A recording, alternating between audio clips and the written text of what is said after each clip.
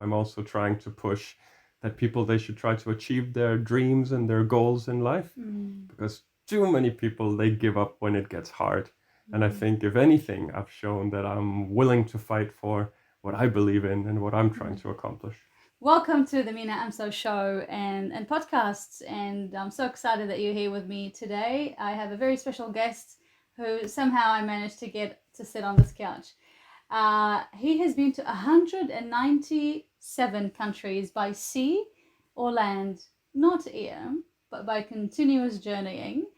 And he swam with jellyfish. He's met the world's strongest man. His name is Hafthor Julius Bjornsson. He is the mountain from Games of Thrones.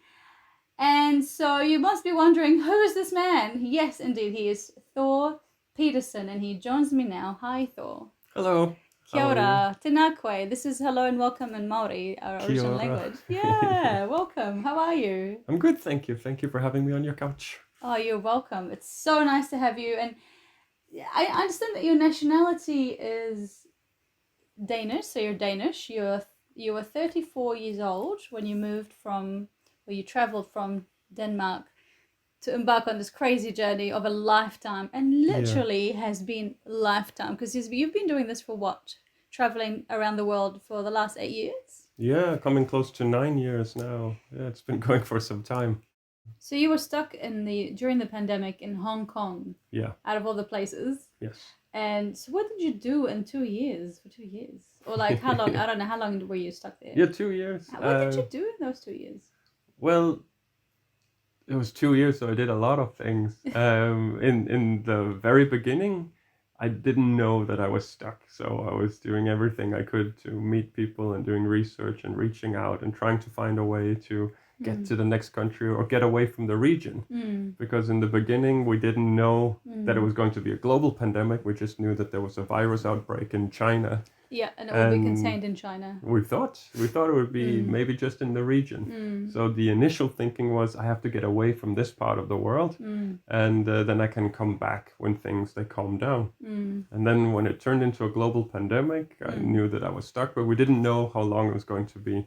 So I started to take better care of myself and proper sleep and good food and exercise and meet people and reply to emails. Then eventually I was an interesting topic for media, because media had been covering the story about Wuhan and the virus outbreak. And now they had a new story that a man was stuck almost reaching every country without flying.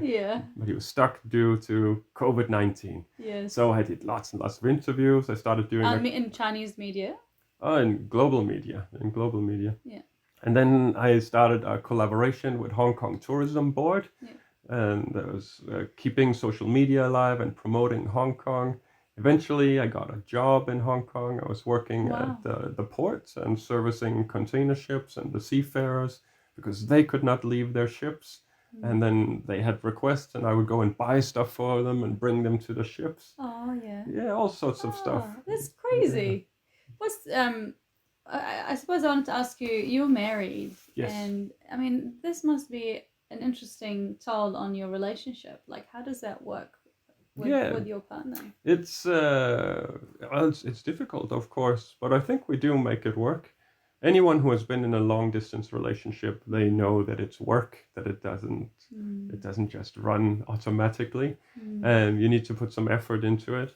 And we have a long distance relationship which has existed for many, many years now. She's been out to visit, I think, 26 times at this point. And she came to Hong Kong as well, and she was living with me in Hong Kong for about 100 days, 3 months, something like that.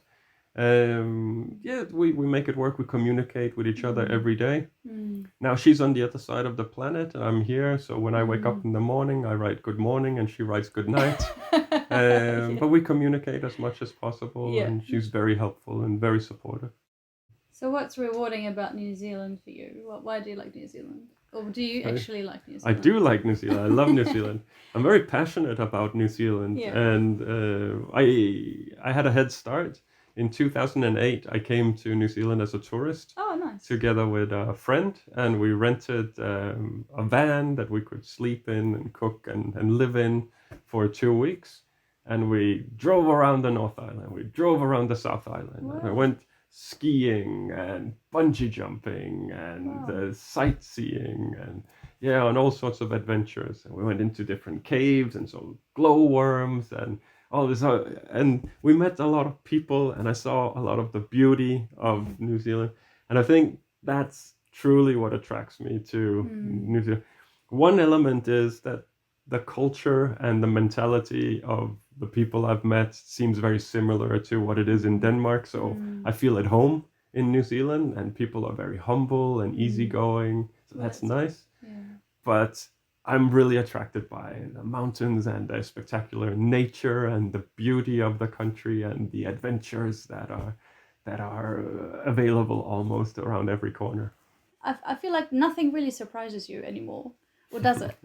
Yeah, I still get surprised, but no, you're right. I've seen a lot. I've experienced a lot, and a lot of what I do, and a lot of my life has become routine. Yeah. And I sort of have some idea of what to expect before I walk into a room or into a new town. And Yeah. Because right now, I invited you over to come for a chat, and we were just chatting before we recorded. I said, "Gosh, what if I was some serial killer, and you'll be entrapped and killed, and no one would know about it?" So, you told me that you developed some great skills while traveling. Like, tell me a bit more about that. Yeah, you could be a serial killer. I don't know. I think that the odds are quite low for that. I've met a tremendous amount of people, and I think even if you don't have any skills within reading people and personalities, then you will eventually develop it just from the sheer mass of faces and conversations and voices and encounters with people.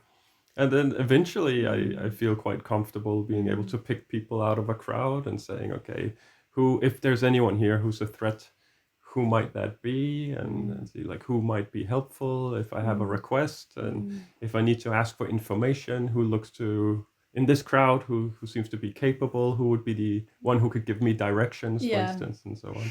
So you've been to 197 countries. You are going to be going to 6 more, and then you will complete the entire world. You've been all around the world.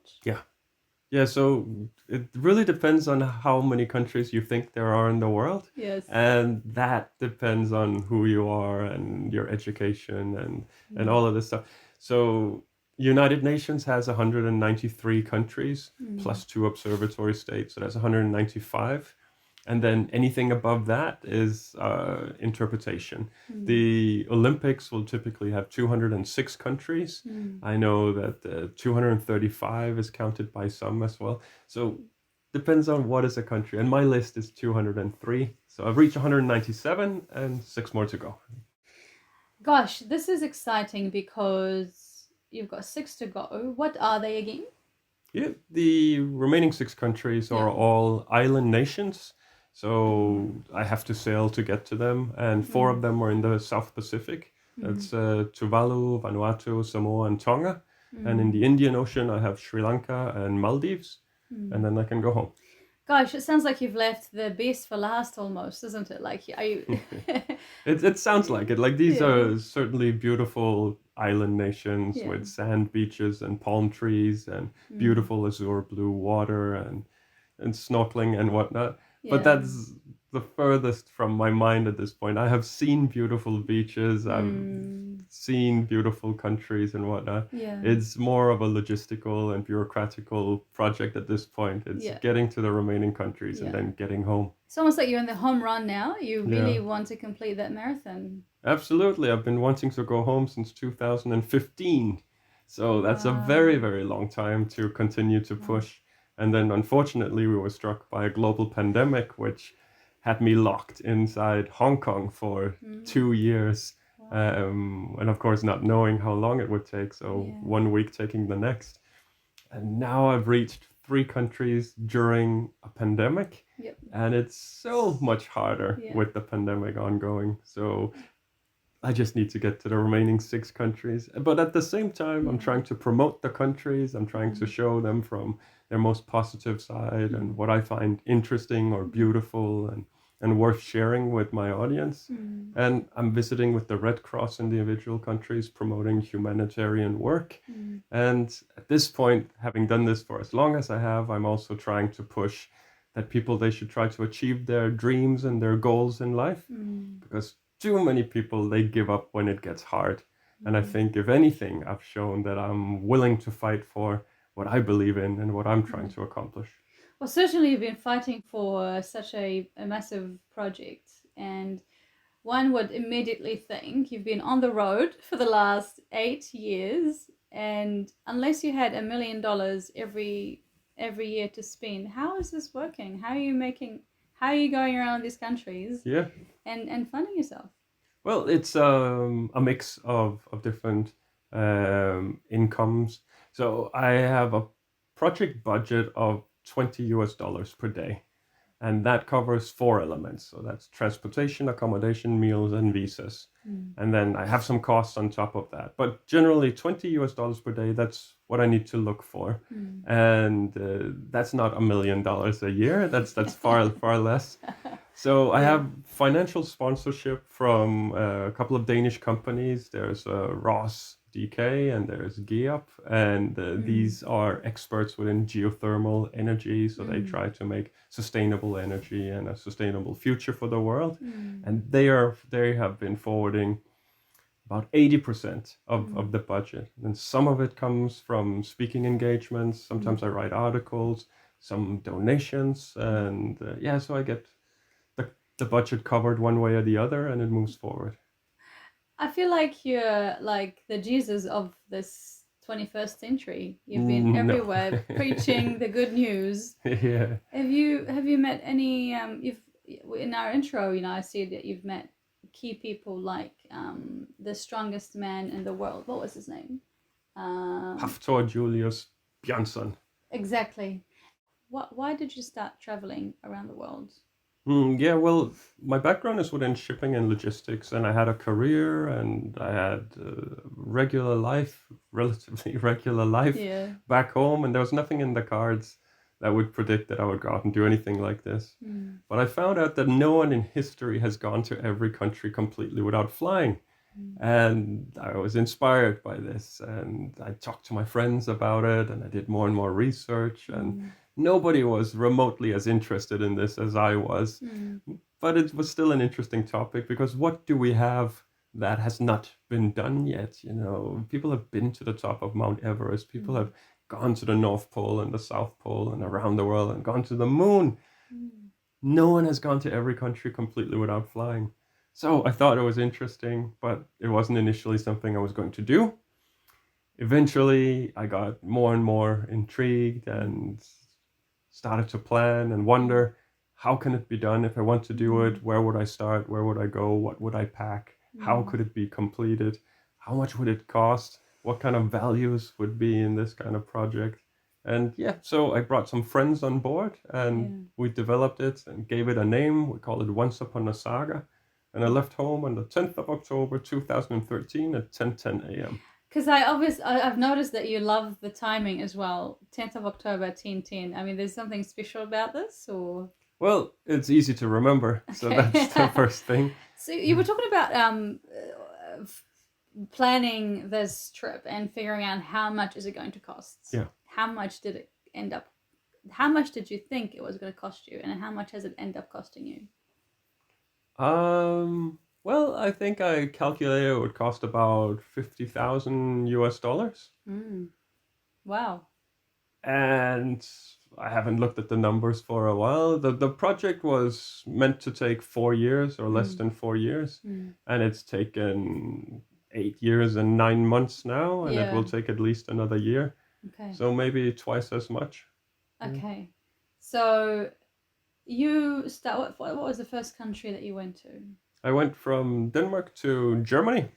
So Denmark was the first country. That's number one. Easy to do that. Yes. Into Germany, and then from Germany I was able to go to the Netherlands, and from the Netherlands I could go to Belgium, and Belgium to France, and I could cross up to England, And I split the UK, so I went to Wales, and I went to Ireland and Northern Ireland and to Scotland, and on and on and on and on. Gosh. So first it was Europe, and then Yeah. North America, Central America, South America, Caribbean, came back across the Atlantic, Yeah. Africa.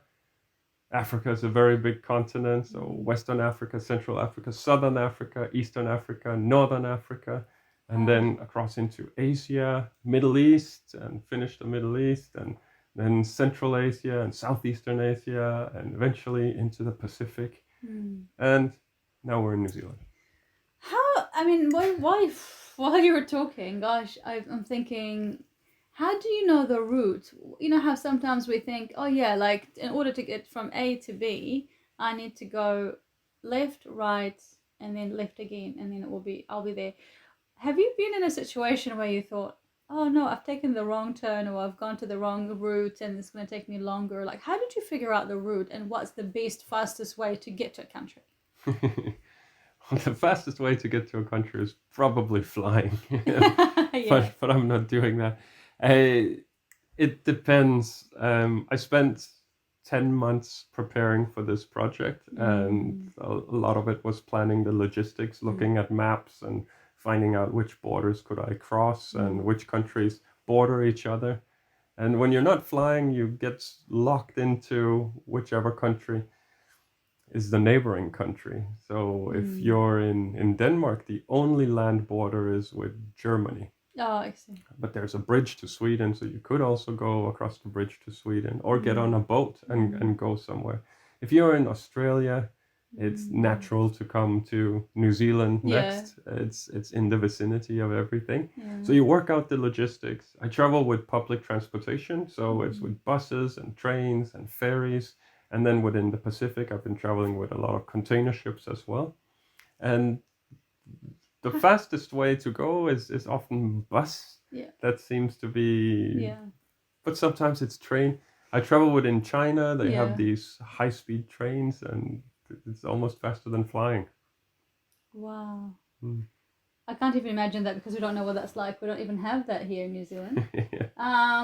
So you know how you've done your route, you've organized how you're going to get to the countries. What if obviously COVID-19 has affected you a lot in the pandemic. I mean, what if a country cannot have its borders open for you and you can't get to it? Does that mean that you won't complete the whole world, and therefore you can't get this title? Or will you stay in this country, hang around until someone will open a door for you and then you can get through? Yeah, well, if for some reason there's a country that doesn't want me and they keep their borders close to me, then I will not be able to complete the project. Has that happened? Not that I know of. That's good news. Some countries are very strict. Some countries do not make it easy to apply for a visa, or even if you have the visa, you might get stuck at the border and they won't allow you to cross in. And this has happened to me. And then it's generally about thinking out of the box and finding out, is there another border I can go to? Do I know anyone who can influence the situation? Maybe meeting more people, setting up meetings and putting some pressure on the situation and finding a solution. The pandemic closed countries, and from my remaining 6 countries, some of them are still closed due to the pandemic. So I cannot go on a regular tourist visa. So you were stuck during the pandemic in Hong Kong. Yeah. Out of all the places. Yes. And so what did you do in 2 years? For 2 years? Or like how long? I don't know. How long were you stuck there? Yeah, 2. What's the hardest thing about this trip for you? At this point, I think it's keeping it together mentally. I've been pursuing something for more than 8 years on a day-to-day basis without a break. So I've been on target for almost 9 years without a break. There is no break. So even if I decide, okay, I'm going to take a week off, I'm still in the project. I still have countries that I have not reached. So every morning I wake up, I know I have 6 countries and I know it's difficult to get to them and I have to find a way. If I do nothing, then nothing happens. So I have to stay active. And that's a lot of pressure on me. That's a lot of pressure on my shoulders and a lot of weight on me. Eventually, I will get to the next country, Mm. and then I'll have 5 countries, and then I'll get to the next, and I'll have 4 and 3 and 2 and 1, and then finally I'll get home, and then we will see what will happen, if I'll just be able to transition into a normal life again, or if I'll need help to do so. Do you think life will be too boring after this? I don't know. I think there are very few people who would be able to do a project like this, that it demands a lot. And one of the things that makes it easier is having an ability to adapt to a situation, or an environment. Exactly, yeah. So if you can easily transition and adapt to your environment, then it makes it easier to go from a very noisy country to a calm country, go from an undeveloped country to a highly developed country, going from a warm country to a cold country. You adapt, and anywhere can be good for you. And I hope that sense of adaptability will be good for me when I go home, and I will not be bored, but I'll find a way with the new circumstances. So, is there a country that you would like to go back again and again and again, that you really loved? All of them. There is not a single country that I've been to that I do not want to go back to. Historically, I have gone, before this project, I've gone a lot to Austria. I have a close connection to Austria. I like to go hiking in the summertime. I like to go skiing in the winter. My mother's from Finland, so historically I've gone a lot to Finland to see that part of my family. But yeah, no, at this point, every country in the world deserves a second and a third and a fourth visit. What's your most rewarding story of all time? It's difficult to say that there's one story that's the most rewarding. I think I have a lot in my luggage now from visiting all these countries and having met as many people. And there's one story from Poland, which I call the Maria story, and it's a story about hospitality. And I was looking for a place to stay, and I met a woman on the street, basically, and she invited me into her home and gave me a bed and cooked some food for me and took care of me, and that is truly rewarding in showing human spirit. And the project motto for Once Upon a Saga is "A stranger is a friend you've never met before." And I think Maria in Poland, she truly proves that. She was a stranger, and she showed me all this friendship and kindness. It's nice to hear, that there's still good people out there that take care of you. And I mean, you are a stranger in the land, and you're almost like a missionary. You're like relying on people's generosity to help you get through to the next point. That is a big part of the project. It is connecting with people and relying on them having the contacts that can help me forward, or that they themselves are able to support and propel it forward. And at times I've felt like I'm almost being carried through the world by other people. Especially now, as I need to go to these island nations and there are no ferry connections. It's not a simple matter of buying a ticket and then hopping on a boat. I need to forge these connections, and I need to have some goodwill from companies and from people to support, or else it will never happen. It's different being in Denmark, trying to go to Germany. Essentially, you can walk if you want to. But also there are trains, there are buses, there are so many different ways. You just buy a ticket. You do not really rely on other people. The infrastructure is in place. But the infrastructure is not in place for me to reach the remaining 6 countries. I guess you're going to have to swim, wouldn't you? Yeah. Can you swim? Have you swam between countries? Yeah. That's quite some distance though. So I'd have to start training a bit, I guess.